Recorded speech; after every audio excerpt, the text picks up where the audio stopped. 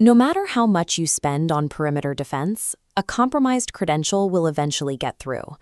Once an attacker bypasses the initial barrier, they branch out, quietly moving sideways from machine to find your actual data. Traditional security tools are built to look outward. They guard the doors.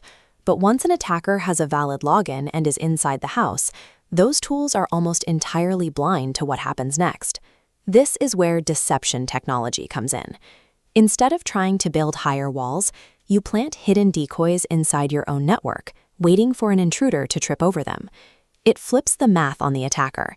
A massive internal network goes from being a target-rich environment for them to a hidden minefield where a single wrong move triggers an alarm.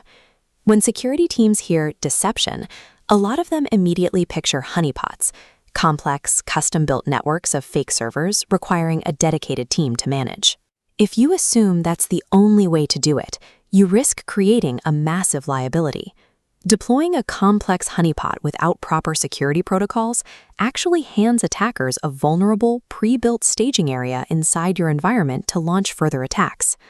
Every deception tool requires balancing two things: fidelity, the depth of threat intelligence you capture, versus friction, the cost of maintenance and the risk of exposure. Deploying a highly complex tool without the staff to monitor it is significantly more dangerous than deploying nothing at all. You have to match the tool to the team. So let's start with the most frictionless option, Tier 1, honey tokens. This matrix compares 3 distinct strategies. Looking at the highlighted honey tokens column, you can see these are incredibly low friction. You aren't building fake servers. You're simply generating digital bait, things like fake AWS access keys, bogus database files, or hidden DNS beacons. You sprinkle these digital tripwires across your infrastructure, leaving them in high-value, restricted folders where attackers are likely to snoop. Because these files are fake, no legitimate user has any business touching them. If one gets accessed, copied, or executed, you get an instant, high-fidelity alert. You know exactly what was touched and when. The trade-off here is depth. Honey tokens give you a binary alert. Someone is in the network, but they yield zero intelligence regarding the attacker's broader strategy, their toolset, or their malware signatures. You also have to be smart about placement. If you drop a fake payroll spreadsheet into a highly trafficked shared employee directory, curious staff will click it. You will drown in false positives and alert fatigue. When placed carefully, honey tokens serve as perfect zero-maintenance alarms. They are tripwires, not analytical traps. Moving up in complexity, we reach Tier 2, low-interaction honeypots. As we highlight the middle column of our matrix, we shift from planting fake files to deploying open-source emulators. These mimic basic single network services, like an exposed SSH port or a fake FTP server. They sit on the network, looking vulnerable. This is highly effective at capturing automated scripts, botnet sweeps, and basic reconnaissance scanners looking for easy entry points. But the illusion is shallow. A sophisticated, human-led attacker will quickly fingerprint the emulator, realize it's a fake environment, and silently step around it to continue their attack. Low-interaction emulators act as a great filter for noisy, automated threats. But to extract actual value from them, you need dedicated personnel monitoring the logs to separate background noise from real probes. Finally, we reach the apex of deception technology, Tier 3, high-interaction honeypots. Looking at the final column here, the setup effort and intelligence yield max out. You are deploying fully vulnerable, complete operating systems running alongside your production environment, separated only by strict VPC or VNet isolation. Because the environment is real, attackers fully engage. This allows you to capture advanced zero-day exploits, analyze deep behavioral tactics, and safely detonate custom malware drops. But keeping that decoy looking active, realistic, and fresh requires massive, continuous operational overhead. You have to feed it believable traffic and data, and the risk is absolute.